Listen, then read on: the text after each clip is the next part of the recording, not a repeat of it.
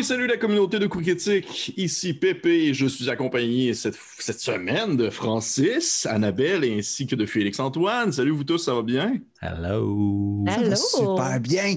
Eh ben oui, hey, ce soir, un autre one-shot à grande envergure, à la même manière que Worm qu'on avait fait. Là, on parle pas d'une petite affaire qui dure 1 heure, là, on parle d'une vraie aventure qui va durer plusieurs heures. Jusqu'à ce qu'on soit fatigué parce qu'on est des adultes puis qu'on se couche à 10 heures. Tu bois du jus. Ouais, mais là-dedans, il y a du gin. Ah, ok. Donc, ce soir, à quoi qu'on joue?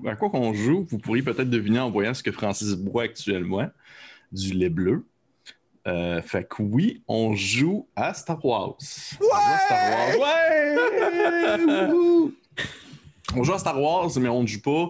On va probablement pas jouer au Star Wars que vous connaissez présentement pour, on va dire, les joueurs les plus récents qui ont essayé surtout les versions les plus récentes faites par Fantasy Flight.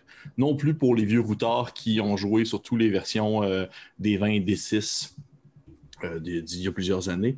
On joue à une version non officielle de Star Wars. On joue à une version des 20 adaptée de la 5e édition qu'un homme sur Internet que je n'ai pas son nom malheureusement parce que son nom est mystérieux, a créé lui-même une version très large, très gigantesque. Il y a vraiment beaucoup de stock. Ça pourrait être un jeu complet pour de vrai. Là, ça se tient. Les personnages sont forts un peu, les NPC aussi sont forts pour les méchants. Mais sinon, mis à part ça, c'est vraiment comme 5e édition de Donjon Dragon, mais de Star Wars, simplement. Fait que ce soir, c'est un... Oui, Francis, c'est une question. Pour vrai, c'est écœurant la quantité de stock. Pour avoir essayé de se faire un personnage, ça a été une aventure en soi. Parce qu'il y avait trop d'options, trop de stock. Là. Puis il y a même genre du soutien comme informatique là-dessus. Là. Tu peux genre comme créer ton personnage en ligne, checker tes spells en ligne. D'ailleurs, si vous avez des pouvoirs, je vous conseille d'aller checker ça directement sur le site internet. C'est comme vraiment plus facile. Là. J'ai découvert ça tantôt. Bref, pour les curieux, vous tapez dans Google Star Wars 5e, puis sûrement que vous allez tomber en fait sur le site internet de Star Wars, la 5e édition du jeu de rôle. Il y a aussi un Reddit qui est extrêmement populaire, que chaque jour presque, le créateur du jeu pitch des nouvelles stats blocks ou des nouvelles armes, whatever. C'est juste hâte que cette personne-là soit mystérieuse en plus. On dirait que ça rend tout encore plus excitant. Ce qui serait malade, c'est que ça soit genre, justement, ça soit littéralement George Lucas qui fait juste comme se venger. Wow! Ou c'est Dave Filoni qui avait juste besoin de plus de Star Wars dans sa vie. Peut-être. D'ailleurs, on enregistre cet épisode-là au moment où est-ce que le dernier épisode de Mandalorian est sorti et c'était absolument fou, dingue dans la tête, pour ceux qui l'écoutent. Donc, ce soir, petit scénario de mon cru. Petit scénario que j'ai pondu sur le coin d'une feuille et on va y aller très rondement. Le but, ça va être vraiment de vivre l'aventure. On va pas trop s'enfarger dans les règles. Et surtout, puis ça je le précise, on va pas trop non plus s'enfarger dans le lore. Je sais qu'il y a vraiment des gens qui sont extrêmement mordus de Star Wars. Surtout, on va dire, du canon et de l'officiel et du non-officiel et tout ça. Et je connais bien Star Wars, j'aime beaucoup Star Wars, j'ai lu des trucs, sauf que je suis pas une encyclopédie, puis je vais probablement diverger de qu'est-ce qui est officiellement dans les livres et sur les sites internet et tout ça. Fait que ayez un peu de tolérance, là. Commencez pas à écrire en commentaire des trucs du genre oui, mais d'ailleurs, vous savez que l'empereur Palpatine, c'est pas important. C'est pour de vrai, c'est pas grave, là. On est là pour avoir du fun. C'est un peu comme c'est une timeline comme différente de Star Wars, on va dire. Donc, est-ce que vous êtes prêts, les amis? Oui! Là, oui. On attend que ça depuis un mois. Ouais. Parfait, c'est vrai, ça fait un petit bout de temps qu'on l'a préparé. Mais d'ailleurs, mon Dieu, hein, il y a comme une information quand même vraiment importante. Ben, c'est ça, là, j'allais te faire une mise en échec. Là, c'était sur le bord de me plaquer dans le mur. L'information vraiment importante à dire, c'est que dans le fond, cet épisode-là, ou ce one-shot-là, va être divisé en 4 parties, d'à peu près environ 1 heure. Et pour les personnes qui sont sur notre Patreon, je vais le dire en anglais, sur notre Patreon, les personnes qui vont être sur notre Patreon ont accès au one-shot au complet.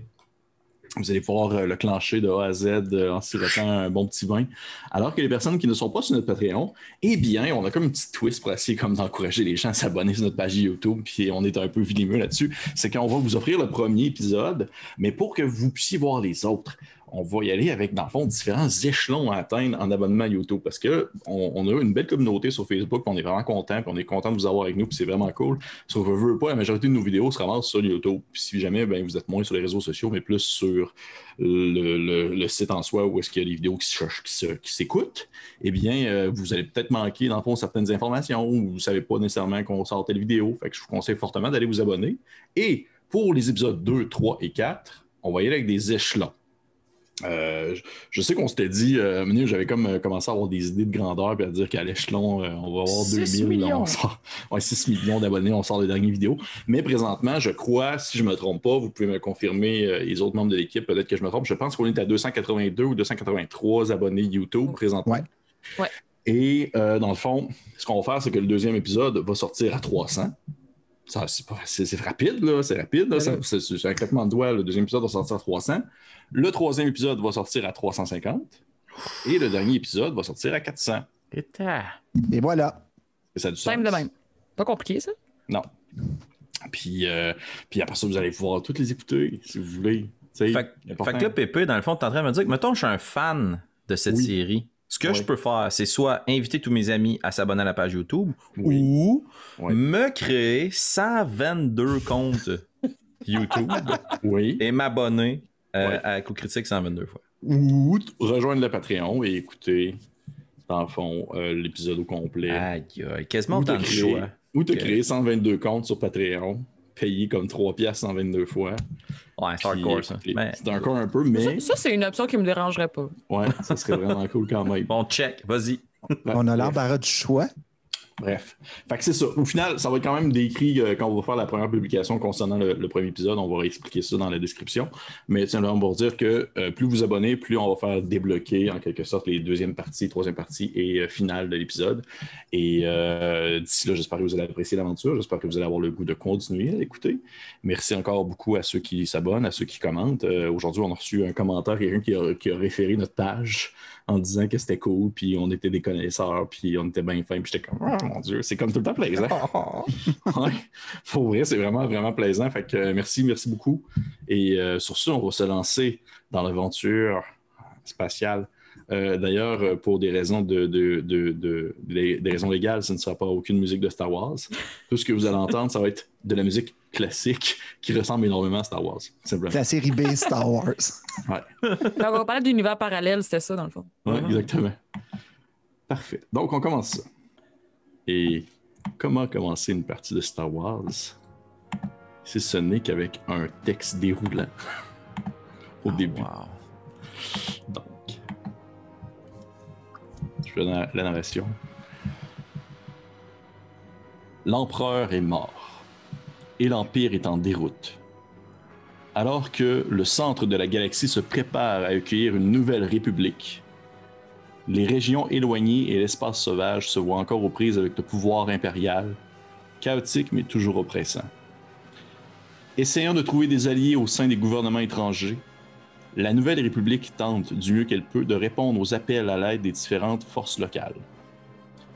Ces missions éclairs et souvent en équipe réduite se veulent surtout des premiers contacts positifs afin de coincer l'Empire dans ses retranchements et ainsi restaurer la paix et la justice dans la galaxie.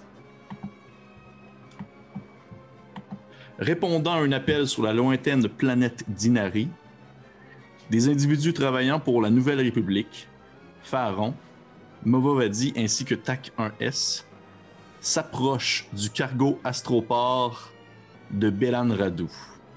Oh.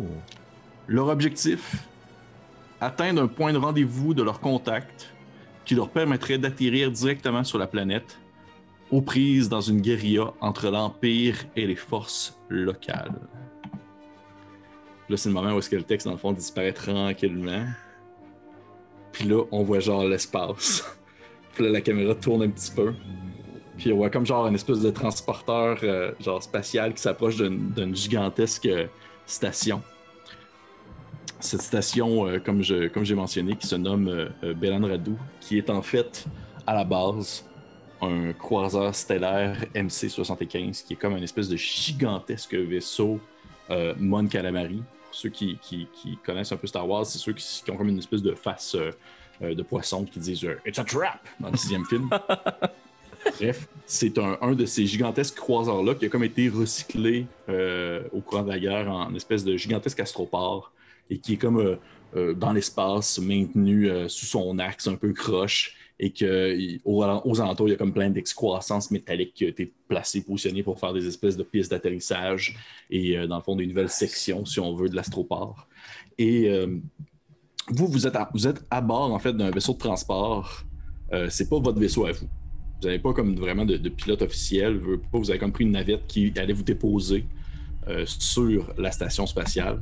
Et à partir de là, vous deviez rencontrer votre contact, un certain Twi'lek du nom de Bempo. Les Twi'lek, dans le fond, pour ceux qui savent aussi, c'est des espèces d'humanoïdes un peu à la peau d'une certaine couleur, mais ils ont genre des espèces de longues tentacules qui leur pendent de chaque côté de la tête ou une grosse tentacule entourée autour du cou. Sont soit excessivement beaux ou excessivement immondes, comme aussi dans le dernier film, autour du Jedi. Simplement pour dire que vous êtes présentement en route vers cette espèce de station spatiale-là pour rencontrer votre contact qui doit vous aider à rentrer, dans le fond, à pouvoir pénétrer, si on veut, l'espace de la planète Inari, qui présentement est encore sous occupation impériale, mais l'occupation impériale est comme aux prises, si on veut, avec une guérilla sans cesse avec les forces locales d'Inari, avec les Inariens, on les appelle, qui sont en fait des humanoïdes ressemblant énormément aux humains, mais avec une pigmentation de la couleur peut-être un peu plus jaunâtre et peut-être même un teint un peu plus blanc crème aussi, parce qu'ils vivent sur une planète qui est très marécageuse et ils n'ont pas beaucoup de soleil.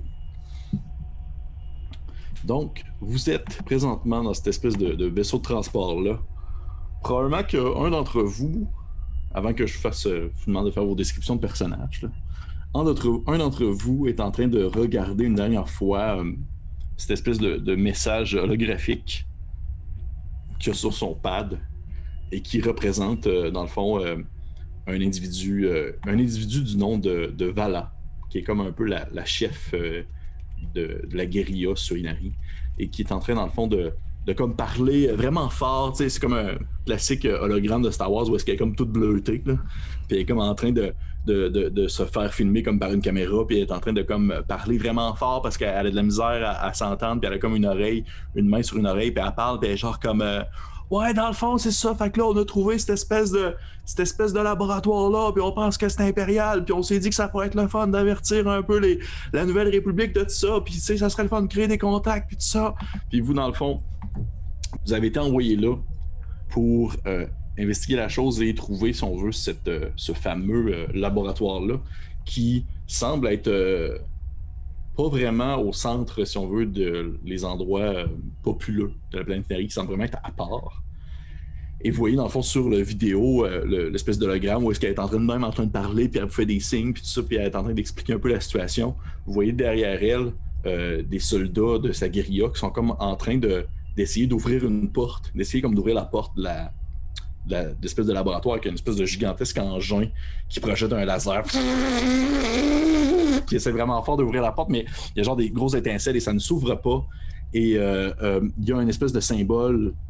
Étrangement, il y a un symbole qui est comme marqué justement d'un sceau impérial au-dessus, ce qui laisse justement sous-entendre son affiliation.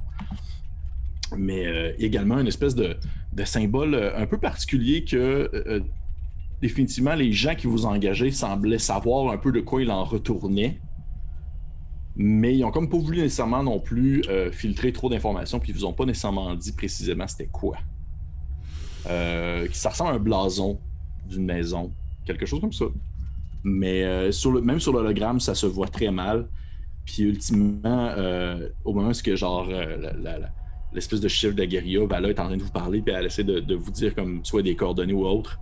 T'sais, elle vous mentionne, elle fait « Ah là là, la ville occupée de Klaus, ta. Puis là, elle parle comme ça, puis là, il y a l'espèce de gros son en arrière qui est des gars qui essaient d'ouvrir la porte en métal, et l'hologramme coupe. Vous vous avez eu votre contact, qui est un espèce de contrebandier, un petit smuggler de bas étage, du nom de Bempo, qui, dans le fond, habite temporairement, probablement, sur la station spatiale vers laquelle vous vous dirigez, l'astroport de Belenradou. Et ce dernier, dans le fond, doit vous aider à passer jusque sur la planète parce que, dans le fond, veut pas, l'Empire présentement qui est en déroute, comme j'ai mentionné, l'Empereur est mort, ça se passe, je ne l'ai pas spécifié d'ailleurs, je vais le dire là, ça se passe environ peut-être 2 ans après, dans le fond, la chute de l'étoile noire.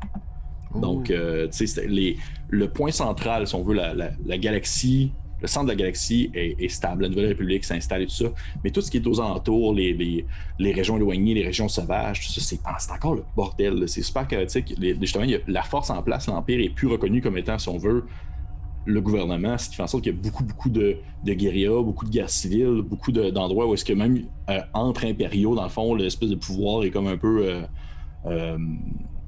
est astiné un peu entre eux autres. Fait qu'il y a des impériaux qui se font à la guerre pour essayer d'avoir l'espèce de la nouvelle, le nouveau empire sous leur règne, surtout des grands amirals qui ont peut-être survécu à la guerre.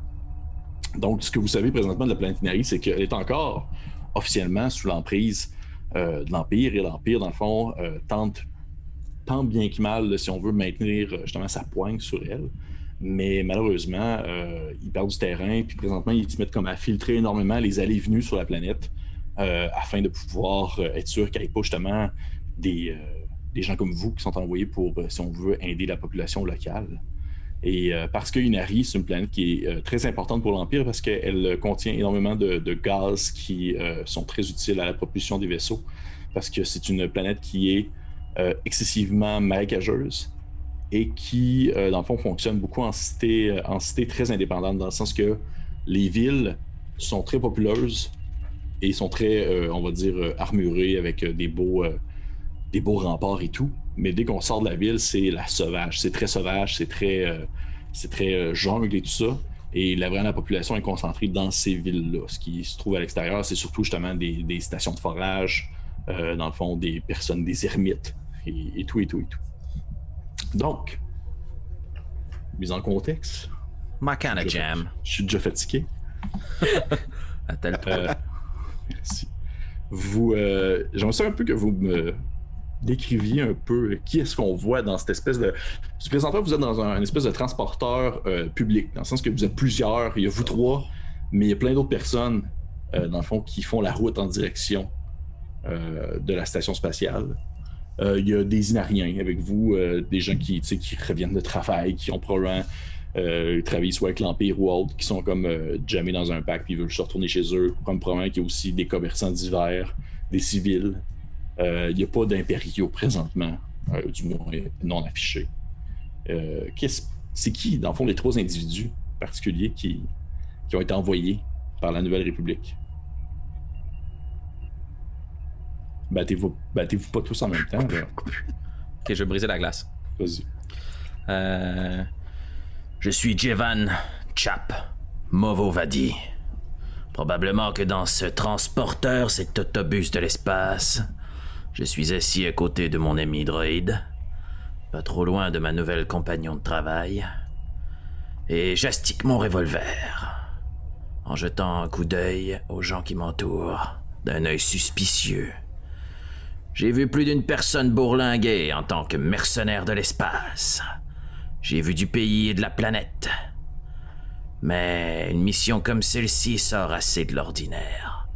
J'aime pas les marécages, j'aime pas les gens. J'aime tirer en plein cœur de la cible, et j'aime mon droïde. Jevan est un homme, un humain. Donc au milieu de cette jungle cosmopolite, il doit jeter des regards de part et d'autre, curieux. Un petit air un peu... un petit bum. C'est un petit bum. Une petite coupe buzz cut rasée avec des piercings. Un regard perçant. Puis plusieurs cicatrices sur son corps et son visage. Un long manteau de cuir, des jeans troués, une vieille paire de bottes. C'est à peu près ça le style de Jevan. Parfait. Est-ce que Jevan, juste pour avoir une idée, est-ce qu'il travaille, on va dire, constamment avec la Nouvelle République? C'est un républicain convaincu? Est-ce qu'il a fait partie d'Alliance Rebelle? Est-ce que, tu sais, veut pas, ça fait très récent, ces événements-là? Je me considère comme un indépendant. Je travaille pour celui qui a la bourse la plus profonde et la plus remplie. Je ne pose pas trop de questions sur qui donne les ordres. Je les suis et j'exécute autant les missions que ma cible. Parfait. Wow. Parfait. Merci Félix.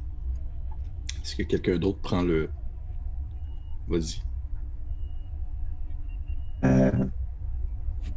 Incroyable. T-A-K-1-S. Incroyable. Donc, T-A-K-1-S. Oh. Droïde de classe 4. Magna-Garde droïde. C'est un droïde de combat. C'est un vestige de la guerre des clones.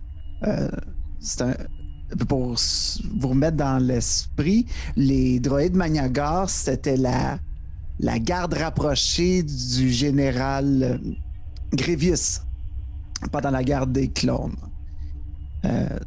TAC est probablement un des derniers modèles qui avait été fait, et c'était des droïdes entraînés et conçus pour éliminer les Jedi. Par contre, TAC, il a pris un peu de rouille, mais il reste quand même très imposant par sa grande carrure et ses yeux rouges qui brillent. Il est habillé par Javan avec un ensemble de probablement de mécaniciens, de travailleurs de l'espace et une tentative de cacher son aspect menaçant avec un capuchon, en fait, par-dessus. Il est très imposant, très bâti, mais il est très poli. Parfait. C'est incroyable tout ce qu'on peut faire avec la technologie de nos jours, avec la voix. Oui. Aïe. Et finalement, notre dernière comparse qui est en train de se pisser dessus. Rire. Je vais en revenir, ça sera pas long. Oui. Assis, probablement une rangée en arrière des deux camarades. Mm-hmm. Il y a une femme humanoïde avec un bandeau sur les yeux qui semble regarder par la fenêtre, mais qui, on va le comprendre, ne voit pas ce qui se passe par la fenêtre. Faren est une Miraluka, qui est une race humanoïde qui n'a pas d'orbite de yeux, donc ils sont complètement aveugles. Les Miraluka, c'est une race qui a réussi à un peu comme faire qu'un avec la force, au point que ce qu'ils vont voir, c'est ce qu'ils sont capables de voir par la force. Donc, ils ont quand même une certaine vision. Oh shit. Mais donc, on peut s'imaginer qu'elle va voir les auras des gens, un peu comme des couleurs ou des formes aussi, ce qui va en ressortir. Faren a été... comment je pourrais dire ça? Elle a quitté sa planète très jeune avec ses parents parce que les Miraluka ont été attaqués. Il y a eu un très grave génocide qui s'est passé tout de suite après l'Ordre 66, dans le fond. Comme il utilisait énormément la force, il était un peu considéré comme des Jedi, même si c'était pas vraiment des Jedi. Donc, il y a eu un énorme génocide, mais elle a réussi à s'en sortir puis à se faire une vie sur une autre planète. Elle a grandi. Elle a arrêté d'utiliser la force, si ce n'est que pour voir. Elle a réussi aussi à se trouver comme un job en tant que City Watch, donc un peu semi-mercenaire, petite police locale. Elle travaillait longtemps dans la même ville, jusqu'à temps qu'elle soit attaquée par des grosses crises d'angoisse qui lui fait un peu perdre la carte. Et il y a certaines choses qui sont arrivées qu'elle aimerait mieux ne pas en parler, mais qui a fait qu'elle a quitté volontairement le City Watch pour après ça aller travailler pour la Nouvelle République. C'est une personne très... comment je pourrais dire ça? Charismatique, leader, positif, bon vivant, puis elle veut juste que tous les gens autour d'elle soient heureux. Fait qu'elle travaille fort là-dessus, mais en même temps, il y a quelque chose qui l'habite qui fait en sorte que elle peut se perdre dans ses pensées longtemps, puis paraître un peu absente. Ok, parfait.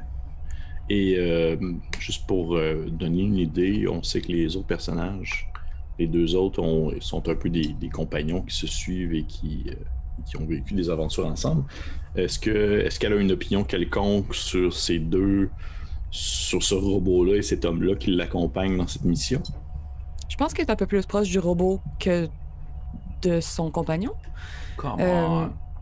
Ben, c'est comme elle a travaillé dans la City Watch, elle a comme un sens très développé pour la justice. Puis un droïde, ça fait ce que ça a à faire, puis ça le fait bien, puis ça va pas avoir ça va pas être influencé par ses émotions nécessairement. Et on peut se douter que Jevan est peut-être un peu impulsif là-dessus. Oh yeah! Ok, parfait. Parfait, ça me va. Donc vous êtes, vous trois, vous êtes justement cette espèce d'équipe réduite qui doit justement ne pas trop attirer, si on veut, l'attention de l'Empire. Et vous êtes en direction de cette station spatiale. En fait, vous arrivez à la station spatiale à ce moment même, alors que vous entendez quelqu'un mentionner comme dans un espèce de speaker qui traverse au complet le vaisseau de transport que vous allez comme atterrir sur une des pistes d'atterrissage de l'endroit.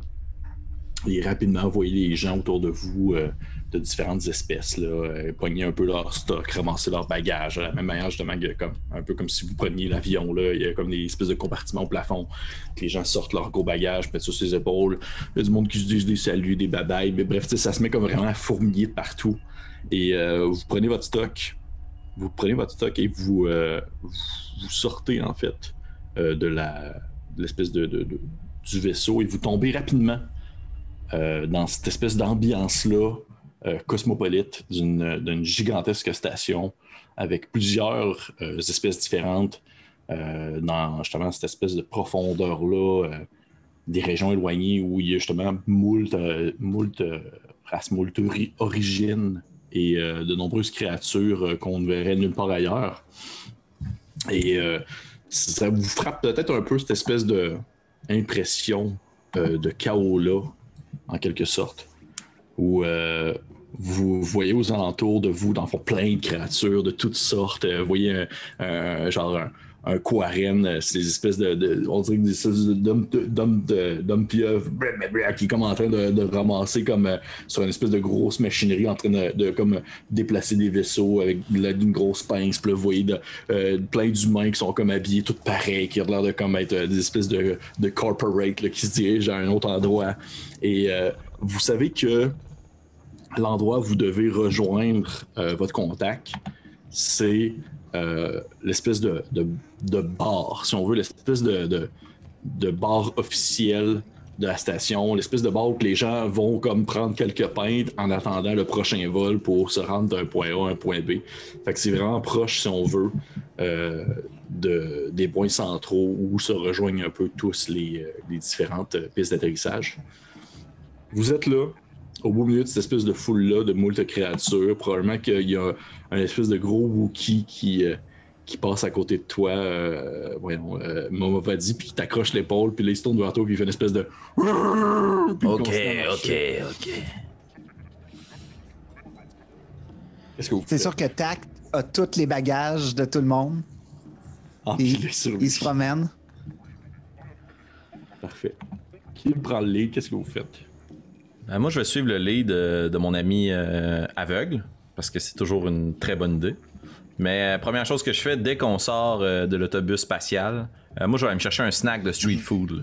Assez, juste pour montrer un peu l'aisance que j'ai dans ce genre de planète particulière, puis une espèce de vie de vagabond. Là. Je sais que mon ami Tac a les bagages, fait que je prends quelques crédits, je m'en vais nous acheter 2 shish kebabs, je ramène ça, puis après ça, on se dirige vers le bar. Fait. Excellent. Tu t'approches de cette espèce cette espèce de gros... c'est une espèce de comment je pourrais dire, tu sais, ceux qui ont comme une espèce de tête hantée, là, j'oublie le nom, là. Ils ont comme une grosse tête comme ça, puis ça fait.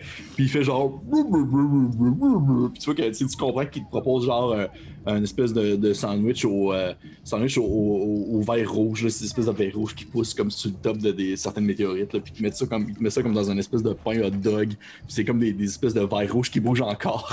Faut comme que tu maintiennes ton pain hot dog fermé pour être sûr qu'il se sauve pas.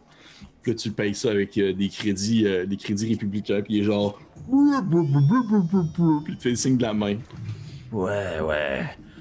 Je prends mes 2 sandwichs, j'en cogne un sur la table pour espérer qu'il bouge un peu moins, puis je me dirige. J'imagine que tac, tu dois pas manger de sandwich, fait que je donne l'autre sandwich à Farren. Moi, je commence à manger le mien, puis je fais juste m'adresser à elle. Alors, dites-moi, où est-ce qu'on se dirige? Farren, elle a la tête baissée parce que c'est dans des endroits où il y a autant de monde qui est un peu plus stressé d'être Mirelka. Fait qu'elle essaie comme de cacher le fait qu'elle a un bandeau sur les yeux puis qu'elle clairement elle voit rien. Donc elle a son sandwich, je pense qu'elle va juste le mettre dans sa poche puis l'oublier là un petit peu. Là,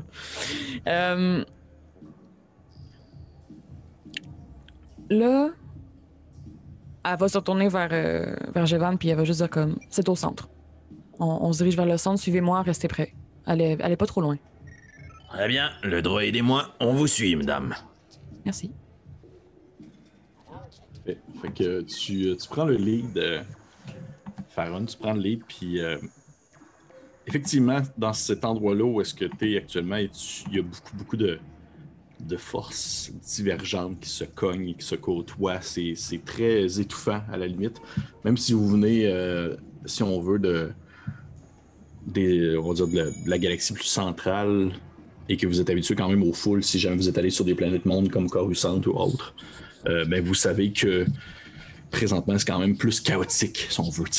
Un peu plus, puis à votre droite, vous voyez comme une bagarre qui starte entre un humain puis une espèce de Yuzum, c'est une espèce d'homme, on dirait une espèce d'homme belette, là. Puis ça se met à se taper sa gueule un peu, puis mais vous voyez que les gens ont pas l'air de réagir plus que ça, c'est comme un peu le commun, si on veut, de l'endroit, là.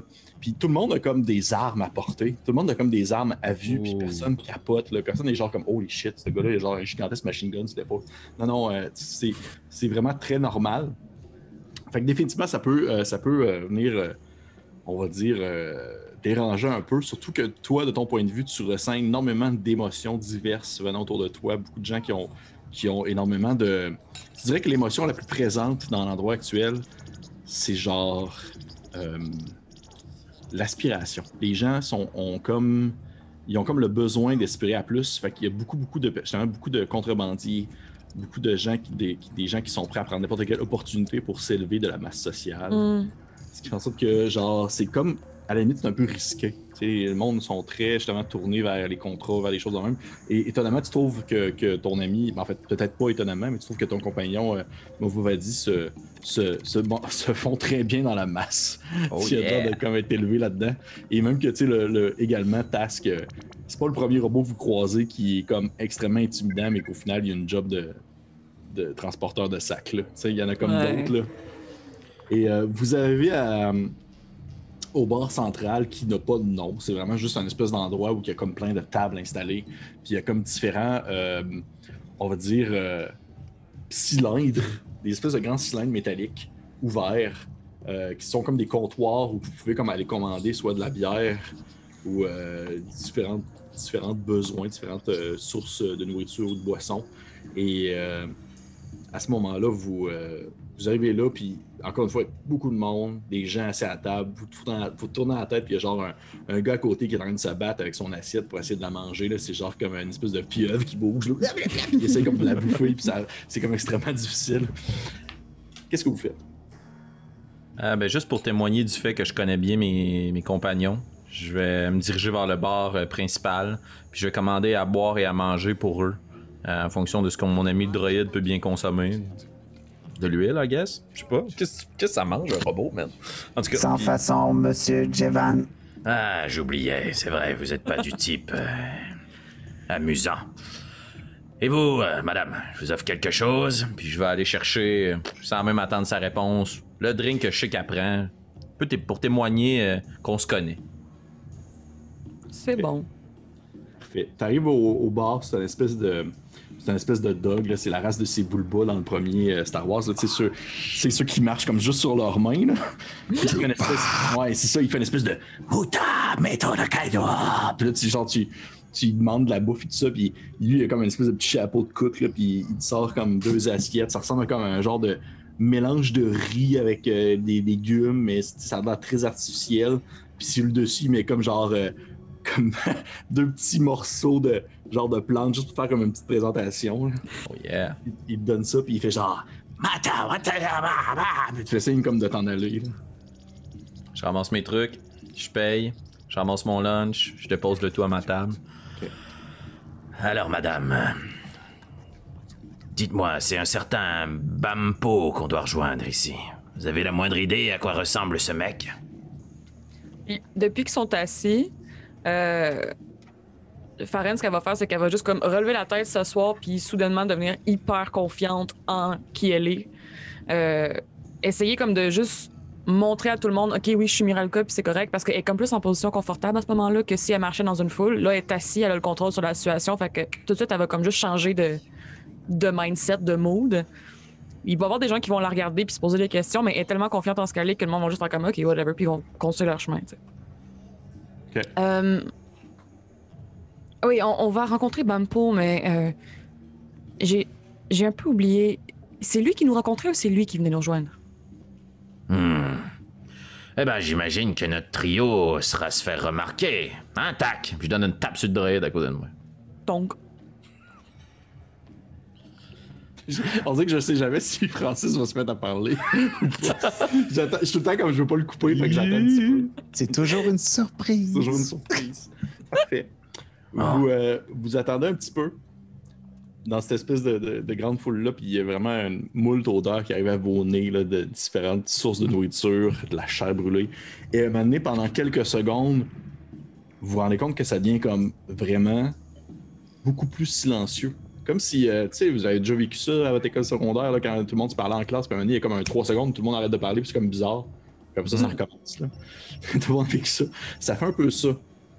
Au moment où vous voyez, dans le fond, une patrouille impériale passer, puis commencer à marcher comme dans le corridor, où est-ce qu'il y a genre plein de gens. Il y a genre comme des Stormtroopers, des espèces de soldats blancs avec leur blaster dans les mains qui marchent comme ça, avec leur arme bien à vue. Et en devant d'eux, il y a une espèce de Stormtrooper commandant avec une petite épaulette colorée orange qui marche, puis qu'il a l'air de faire surtout comme juste un petit check-up. Là, vous en reprenez conscience que l'Empire est encore là. L'Empire est là, malgré tout. Et cette station spatiale-là n'en fait pas exception. C'est officiellement sous contrôle impérial. Même si l'Empire semble pas vraiment s'y intéresser, il y a quand même des forces présentes. Je demanderais à vous trois, parce que oui, bien sûr, pour le rappeler, ça fonctionne avec les règles de la 5e édition, fait que les skills, c'est quasiment toutes les mêmes. Vous allez comme vraiment y reconnaître vraiment beaucoup. Je demanderais à vous trois de me faire, s'il vous plaît, un jet de perception. 11.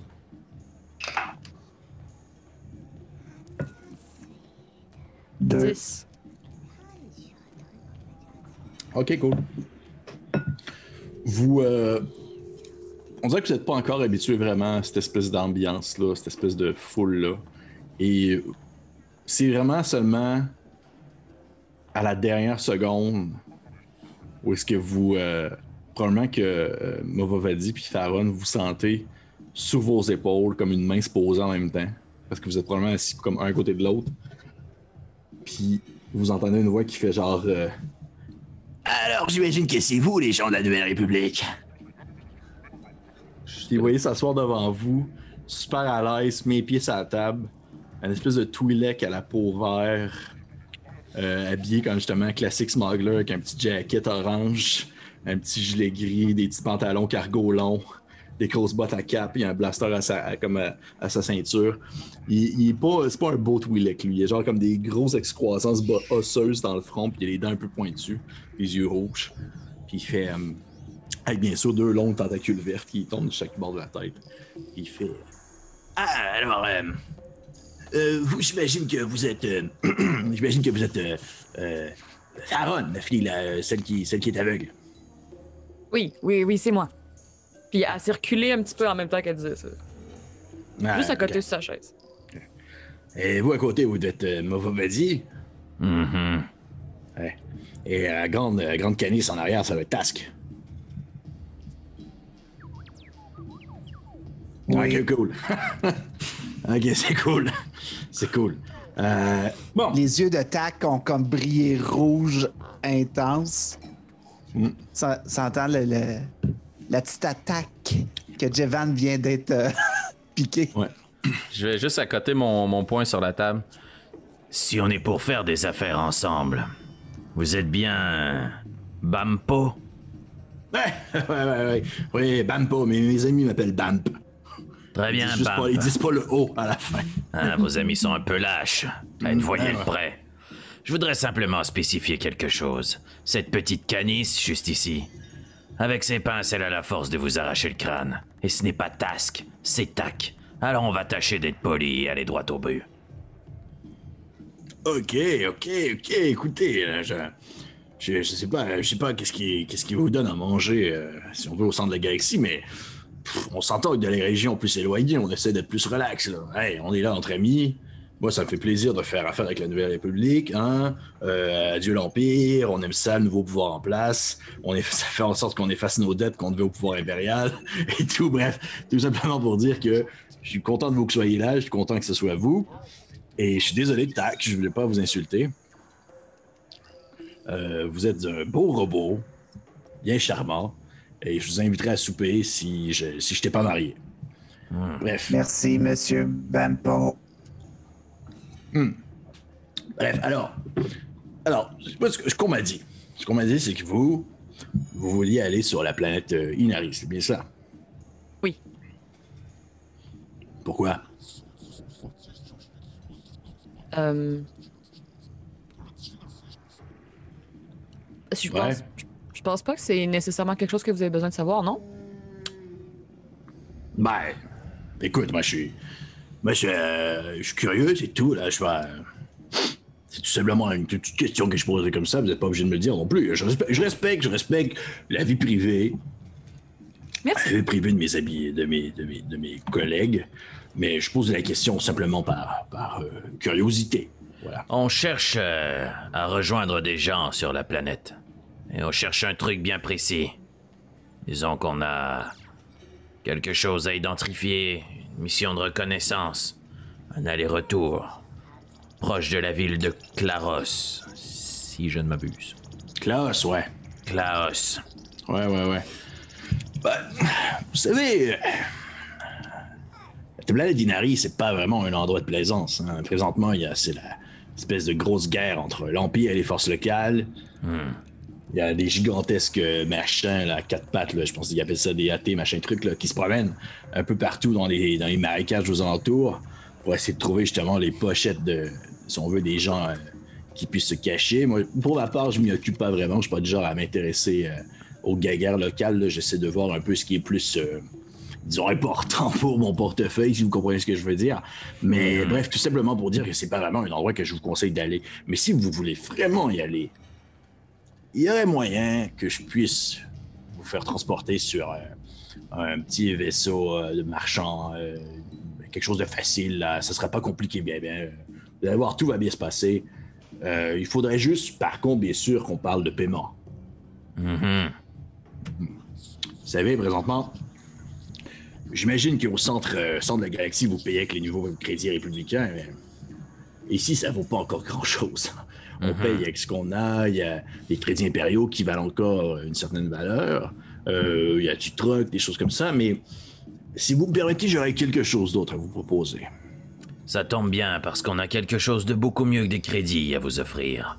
Une combinaison de talents assez exceptionnelle. J'imagine. Bref, tout simplement, ce que je veux, tout simplement, c'est que je vais vous donner, en fait, une petite boîte, quelque chose à transporter, et vous allez le laisser à la ville de Klaos à un de mes amis, tout simplement. Ça va être compliqué, vous n'avez pas besoin de regarder dans la boîte. Vous en regardez pas dans la boîte, et moi, je pose pas la question pourquoi est-ce que vous allez sur la planète Inari. Vous donnez ça à mon contact, et on est quitte. Même que, tu sais, je vous fais confiance. Vous allez déjà sur la planète Inari grâce à moi. Vous pourriez arriver là puis jeter la boîte, mais je sais que vous êtes des bonnes personnes et vous allez le faire au final. On a un honneur à protéger, Bampo. Vous savez ce que c'est. On vaut pas plus que son nom dans la vie. On regardera pas la boîte, vous posez pas de questions. C'est quoi le nom de votre ami? Il s'appelle Malcolm Velmo. Mm-hmm. Ouais.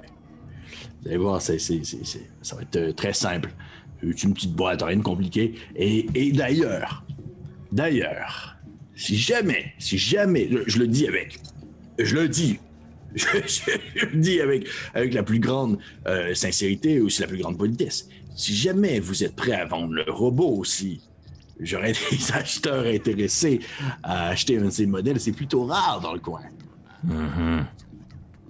Jack penche la tête vers Jevan, genre, non. Le robot est pas à vendre. Il n'est pas un bien, c'est un robot libre. Ah, écoutez, moi je posais la question, ça y a pas de stress non plus. Mm-hmm. Bref, écoutez, ce qu'on va faire, Burke, il fouille dans ses poches, puis il sort comme une espèce de petite tablette. Je te vois, Félix qui peut sortir son gun, n'importe à la mexicaine. Il sort de ses poches une espèce de petite tablette, d'identification. Puis il fait glisser ça sur la table vers vous. Tu sais, les espèces de classiques tabrondes de Star Wars. Ça ressemble à un jeu d'échecs. Là. Ouais, on peut-tu avoir à côté de nous des gens qui jouent aux échecs? Ouais, les gens qui jouent aux échecs à côté de vous, l'espèce d'échecs holographiques. Là. Excellent. Merci, c'est un rêve d'enfant. Tout ce qui manquait. Et il fait glisser ça vers vous, puis il fait genre... OK, vous prenez ça, vous allez au deck 72. Dans le fond, ça, c'est une fausse identification. Et vos noms sont marqués dessus, c'est pas vos vrais noms. Vous n'avez même pas besoin de regarder. Ce qui va se passer, habituellement, ce qui se passe, deux choses. Soit que vous traversez, dans le fond, l'espèce de blocus qu'il y a autour de la ville, autour de la planète, je veux dire, et tout se passe bien. Ou soit, par hasard, vous faites partie de ceux qui sont demandés pour une vérification. L'Empire vient vous voir. Il passe un scanner par-dessus la tablette. Il voit que vous êtes des marchands. Et tout va bien. Vous pouvez continuer votre chemin comme si de rien n'était. Ils vont peut-être vous poser 2-3 questions, selon, bien sûr, d'où est-ce que vous venez et tout. Qu'est-ce que vous faites dans le coin. Mais rien de compliqué. Hein. Mm-hmm. Et c'est tout. Vous arrivez sur la planète. Moi, au final, le pilote, il sait que vous êtes pas là vraiment pour être des marchands. Et tout va bien de toute façon. Mm-hmm. Est-ce que vous avez des questions? Qui va être à bord du vaisseau avec nous? Le pilote, bien sûr. C'est tout? C'est tout. Et si on était chanceux à la loterie et qu'on se faisait inspecter, est-ce qu'il est nécessaire pour nous de mettre la petite boîte à l'abri, si vous voyez ce que je veux dire? Puis tu vois, tu dis ça, puis il fait comme une face du genre, t'as maman que j'avais pas pensé à ça. Hein? Puis il fait... Ouais. Et c'est... Habituellement, il y a toujours une espèce de compartiment un peu plus caché situé dans le plancher. Vous avez juste à mettre la boîte là. Vous pouvez aussi mettre vos armes également. Si l'Empire, si jamais vous voit armé, je ne sais pas si vous êtes armé, si vous en regardez, est-ce que vous avez des armes à vue ou... Tout à fait. Ouais. Ok. Mm-hmm. C'est quoi vos armes, en fait, maintenant que j'y pense? Qu'est-ce que vous avez sur vous? J'ai une grosse carabine de précision. Puis c'est pourquoi je faisais mon petit move tantôt, c'est que j'ai un petit pistolet qui a la capacité d'être caché. Que je garde sur mon aisselle. Il y a un blaster sur le côté, mais il y a... Vous voyez en fait une espèce de demi-bâton en ce moment accroché sur son dos, mais quand il apprend, il y a des plis, puis ça devient comme une grosse hache qui vibre. Une vibro-hache, yes. Vibro That's it. Great Axe. That's it. Nice. Yes. Farren, elle a un énorme bâton en arrière dans son dos, attaché avec une corde en avant, comme une corde de jute, là, très sketch. C'est un gros vibro-staff qui est à off, on va se le dire, mais qui est quand même juste l'air d'être un gros bâton, mais je suis pas mal sûr qu'on comprend facilement ce que c'est. Parfait. Puis, dans ce cas-là, il vous regarde et il fait... Je vous conseillerais de cacher vos armes aussi dans l'espèce de compartiment, histoire que l'Empire pose pas beaucoup de questions. Je dois vous avouer que, à la limite, un pistolet laser, ça peut passer, ou un blaster aussi, mais le fusil de précision, on va dire que c'est pas vraiment nécessaire qu'on est marchand. Bien vu. Parfait.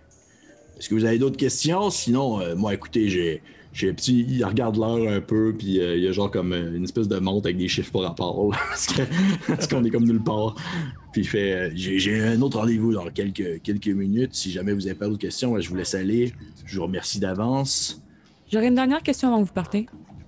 Oui, madame. Je ne poserai pas de questions sur ce qui est dans la boîte. Je voudrais seulement savoir si la boîte pourrait manifester sa présence sans qu'on la demande. Je vois que vous êtes une petite futée, vous, hein? Non, inquiétez-vous pas, il n'y a rien de vivant là-dedans, il n'y a rien de mécanique qui va s'enclencher, disons, d'un coup, là, il n'y a pas de stress à avoir avec ça. Il n'y a pas de stress à avoir avec ça. Et si jamais, une fois que vous êtes arrivé à la ville de Klaus, vous cherchez un endroit où loger, tout simplement, allez à un endroit qui s'appelle le Bantarieur. C'est une espèce de c'est pas un bar, j'aurais plus que c'est un club privé. Vous mentionnez mon nom, ils vont pouvoir vous laisser rentrer sans problème. C'est là que votre ami Malcolm se trouve? Malcolm, non. Où on peut trouver votre ami? En fait, vous allez le trouver plus à la place centrale, il se tient souvent dans le coin.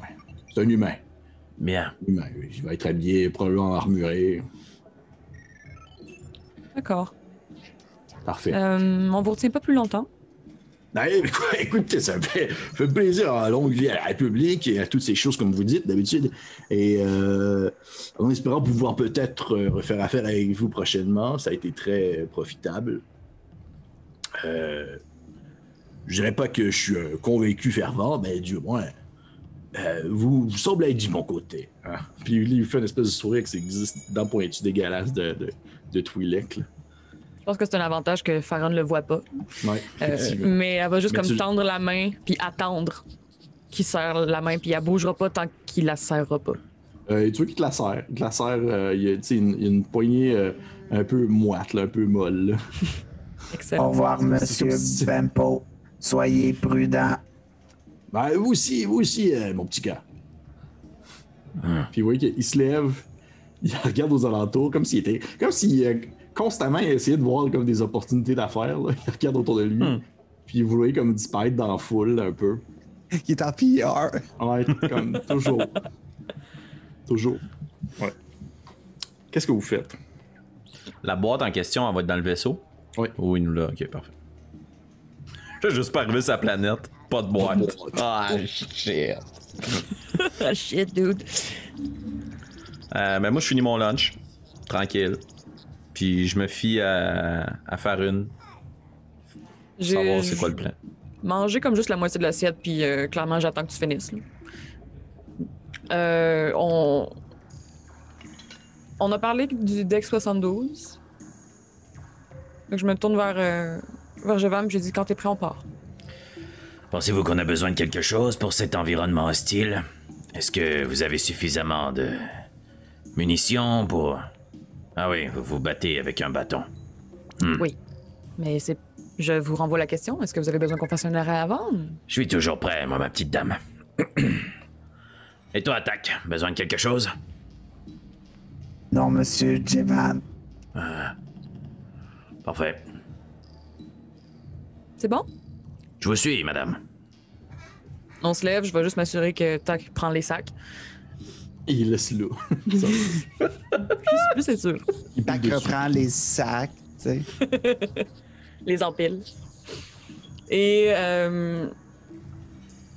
les decks sont un peu éparpillés n'importe comment, t'avais l'air de dire, sur le vaisseau, ça fait plus ou moins de sens. Ça fait plus ou moins de sens. Là, à côté de toi, c'est genre le deck 69, puis celui-là, juste à côté, c'est le deck 32. Là.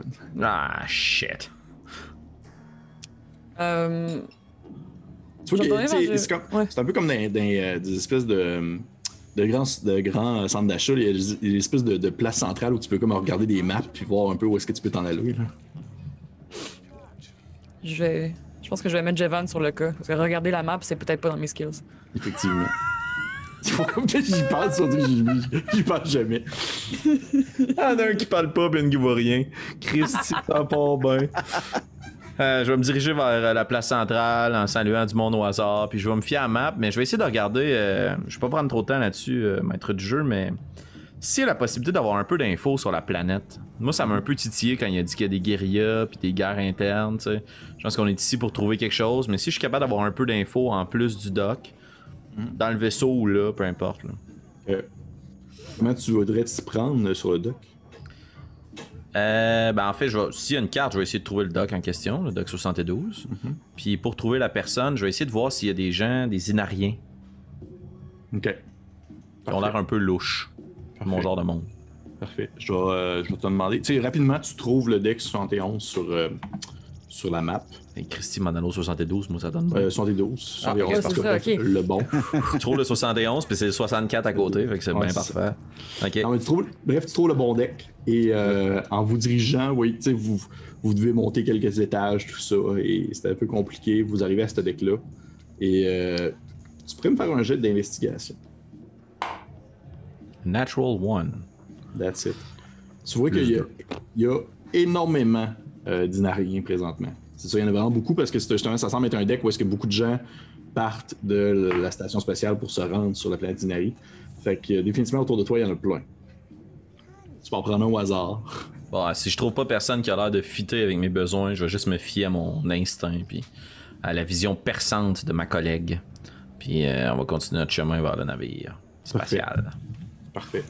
Vous atteignez l'espèce de vaisseau qui est comme mentionné dans la tablette que vous avez, qui est comme un transporteur marchand, avec un numéro d'identification, tout ça. C'est une espèce de grosse canisse rectangulaire, bien classique, qui semble pouvoir transporter beaucoup de stock. Et vous voyez que la porte sur le côté est comme dépliée. C'est une espèce de rampe d'accès assez large pour transporter du stock. Elle est comme ouverte, mais il semble y avoir personne aux alentours pour vous accueillir. Durant toute notre marche, Tac, il reste en arrière, mais très près de Ferren puis Jevan.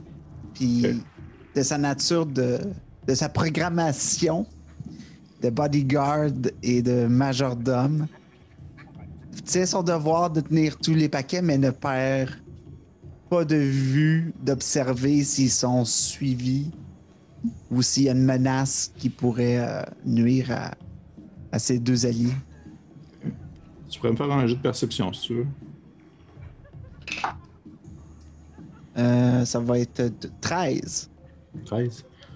Tu vois qu'il y a effectivement quelqu'un qui vous suit. Mais tu sais, la personne n'est pas comme cachée, elle n'est pas genre en train de se faufiler derrière des objets de manière subtile, puis en faisant des roulades pour pouvoir perdre votre vue. Non, elle vous suit comme foncièrement et de manière directe. Là.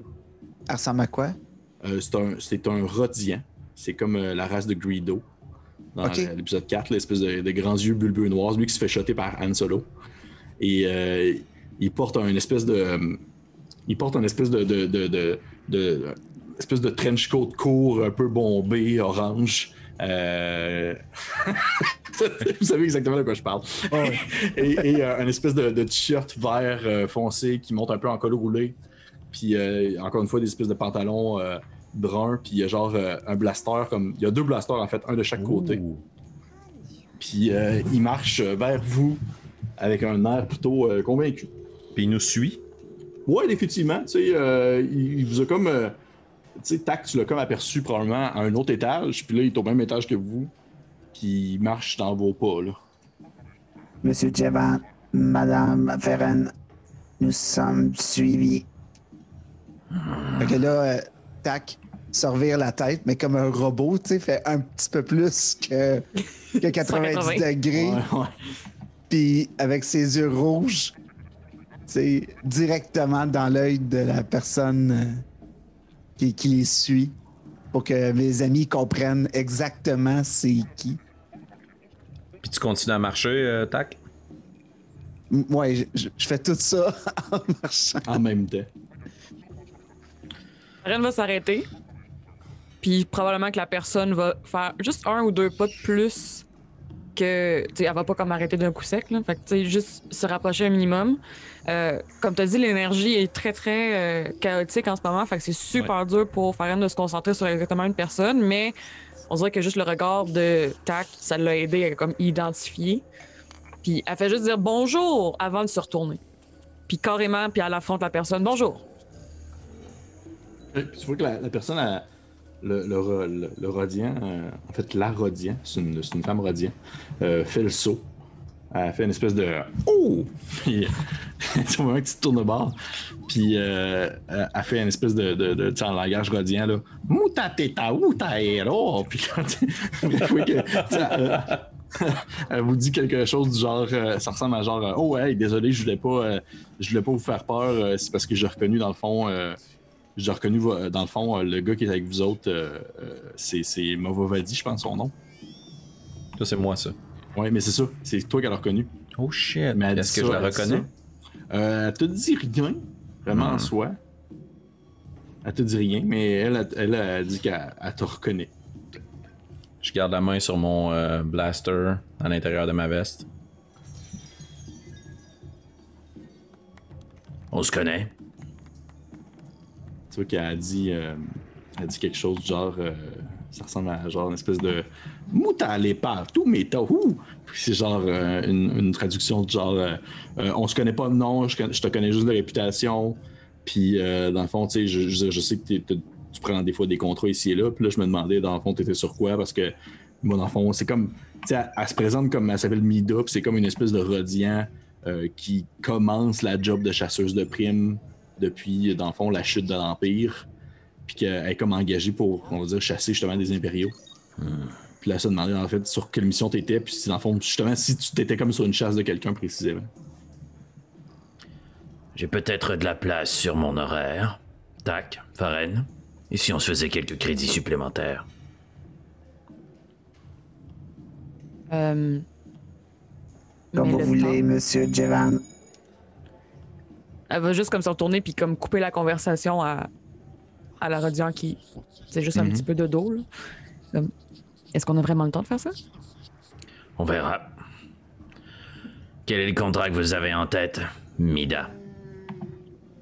Tu vois qu'elle dit qu'elle a été engagée pour retrouver une espèce de récalcitrant, un homme qui s'est enfui, disons, de l'espace hot il y a longtemps. Et qu'elle aurait aimé ça pouvoir le retrouver récemment. Là, c'est juste que dans le fond, il a comme changé d'identité, il a changé de nom. Puis elle sait plus où, puis elle sait même pas c'est quoi son espèce, elle sait juste qu'il est sur la planète d'Inari. Puis il a déjà eu comme plein de noms, il a travaillé pour l'Empire, il a travaillé comme pour les Hots, puis pour les rebelles. Il a fait comme tous les coins. Là. Puis là, maintenant que la guerre est comme finie, comme elle est se cacher quelque part. Elle dit, au final, elle fait une espèce de Mutare pas tout metere. Puis elle fait genre une espèce de traduction écran jaune en dessous. Là, parce qu'il est marqué genre. Je vous demande pas nécessairement de m'accompagner, je peux juste savoir si au moins je pourrais comme venir avec vous autres sur la planète parce que c'est comme difficile à peine Inari. Je veux pas forcer la chose, mais est-ce que je peux rouler un Devant plus Insight? Bien sûr. Bon, by the way, hein, pour fonctionner un jet, je sais qu'on fonctionne tous un peu de manière différente. Puis, tu sais, Félix, pour t'avoir déjà vu, où est-ce que tu vas souvent proposer? Sentez-vous pas mal de me proposer des jets à moi? Moi, c'est bien rare que je dis aux joueurs de lancer des jets. Ok. Cool. Pas mal. Je vais essayer de la relooker, puis je vais donner un petit coup de coude à ma chumée qui est habitée par la force pour voir si notre ami a l'air sympathique. Chez la tête comme faire, oui, j'ai compris. 9. C'est difficile à dire avec son visage de Rodian neutre. On va le faire à soir. Ouais, mais je garde ça pour tantôt, mes headshots. Ouais.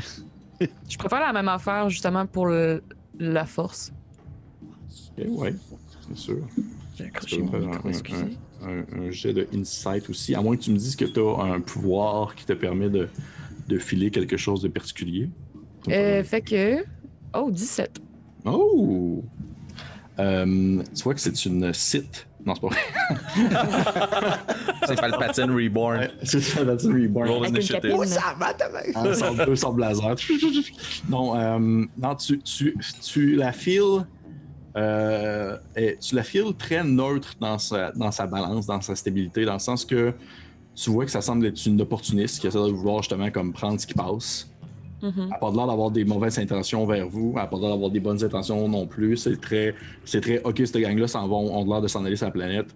Je veux venir avec eux autres. Ok, ce gars-là, je le reconnais, il a déjà eu des contrats dans le fond sur différentes missions, plus justement neutres. Je vais juste me greffer à eux autres temporairement, puis quand je vais avoir fini, ça va être fini. Est-ce qu'elle a des armes sur elle? Oui, elle a deux blasters de chaque côté. Ah oui, c'est vrai. J'avais oublié. Jevan, si on accepte, c'est à votre charge. Vous êtes responsable. Parfait.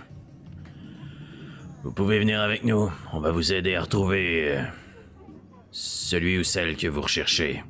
Si on met la main dessus, on va prendre une partie du butin.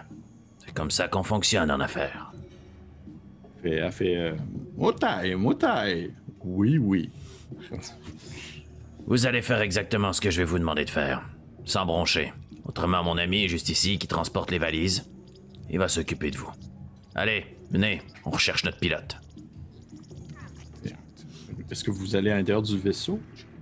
Essayez de checker aux alentours s'il y a quelqu'un qui semble le réparer ou si, tu sais, il y a comme... En fait, Un responsable. Tu checkes aux alentours et vous voyez qu'il y a quelqu'un comme assis dans le cockpit. Ouais. Littéralement, c'est un peu ça pour de vrai. Ok. Je regarde mon ami droïde. Après vous, tac. Oui, monsieur Jevan. Fait que le tac prend les paquets, les sacs, les garoches drettes à côté du vaisseau. Puis, est-ce que le dock est ouvert? Oui, le dock est ouvert. Okay. Fait que je rentre, tu sais, de ma carrure, puis je me dirige directement vers le poste de pilotage. OK. La porte, elle doit être fermée. Ah, elle est ouverte. Ah. Je suis poli. Fait que, avec ma grosse main en métal, toc, toc, toc, mais ça résonne. OK. T'entends une espèce de petit...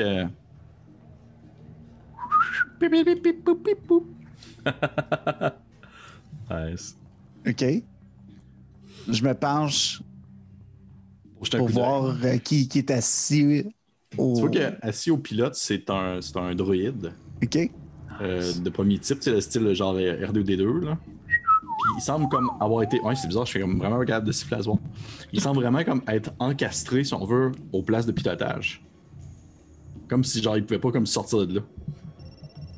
Puis il semble comme pouvoir contrôler, si on veut, le vaisseau en soi, de sa connexion, c'est-à-dire exemple, ouvrir la piste d'atterrissage, tout ça, ouvrir la porte, fermer la porte, partir le vaisseau, puis tout ça, puis sa grosse tête ovale se tourne vers toi, là, puis il fait une espèce de... Bonjour, enchanté. Votre nom? Ceux qui se nomment genre B132, là. Enchanté, B132. Êtes-vous le pilote? Ceux qui te répondent pas comme si c'était genre une question vraiment à caf. Êtes-vous le pilote? Il fait une espèce de petit...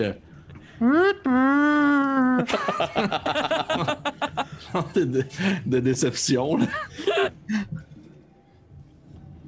D'accord.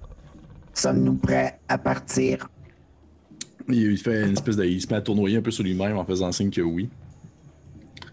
J'informe les passagers. Dans le fond, Tac descend, raconte que notre pilote s'appelle B132, puis c'est un droïde qui va piloter, puis qu'on est prêt à partir. Excellent. Ramasse notre stock. Une chose qui est sûre et certaine que je vais faire avant de décoller, c'est d'essayer de voir la boîte. Oui. Tu vois qu'elle est quand même placée dans une espèce de... dans l'espèce de salle de stockage pour mettre on va dire les objets marchands en général. Il y a comme beaucoup de choses, beaucoup de nourriture, beaucoup de ressources de base, ressources primaires. Puis il y a une espèce de grosse boîte, peut-être la grosseur de... On va dire peut-être... quand je pourrais le dire, un peu plus qu'un 12 pouces Subway. OK. Qui est comme placé comme sur le pouces. sol, une espèce de grosse boîte noire. Puis dans le fond, c'est clairement... Définitivement, elle sort du lot. De toutes les autres boîtes. Je vais essayer de m'adresser moi-même au robot, puis si je vois que ça marche pas, je vais demander à mon ami droïde de le faire, là, mais je vais essayer d'identifier le compartiment. Puis si une telle chose est possible, je vais mettre ma carabine à l'intérieur ainsi que la boîte. Mais fait que tu demandes ça au robot. Tu vois que le robot, il fait une espèce de... Puis là, il y a genre une espèce de trappe qui s'ouvre, comme pas loin, dans le fond, d'espèce d'endroit où est-ce que lui-même il est encastré. C'est comme pas vraiment dans l'espèce de soute en arrière, c'est plus vers l'avant, c'est une espèce de trappe qui s'ouvre. Puis c'est quand même vraiment grand. Puis tu sais, elle semble vraiment, une fois fermée, elle est vraiment comme impossible à distinguer les autres. Excellent. Je place ma carabine à l'intérieur, très bien disposée. Puis avec l'aide du droïde ou de Pharren, je déplace la boîte à l'intérieur du compartiment pour cacher le tout. Ça va être le droïde parce que Pharren, elle va se placer devant la porte pour empêcher que... Comment qu'elle s'appelle, notre amie? Mida. Pour que Mida rentre pas tout de suite, puis elle va juste comme tendre la main jusqu'à temps que Mida lui donne les blasters.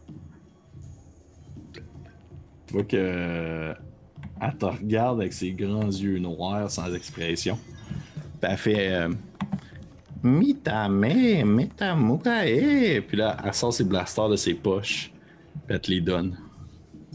Parfait. Je vais m'écarter, puis autant que à ce moment-là, j'ai peut-être eu une énergie un peu intense puis menaçante que tout de suite, ça revient comme bienvenue, ok, embarque, let's go, c'est parti, mon ami. Puis je vais déposer les deux blasters et le vibrostaff avec les carabines. Parfait. Cool. Vous mettez tout Je vais juste placer ma hache avec le reste de l'équipement. Je vais garder mon blaster sur le côté. Parfait. Pharren, est-ce que tu gardes ton bâton? Non. Parfait. Est-ce que... puis Movovidan, est-ce que tu gardes ton pistolet caché? Oui, je garde mon pistolet caché. Parfait. Parfait. Donc, vous placez tout ça. Ultimement, une fois que vous êtes tous rentrés, le petit robot Boyan 32 ferme, dans le fond, tous les compartiments, ferme la porte. Il fait une espèce de petit... avec sa tête qui tourne.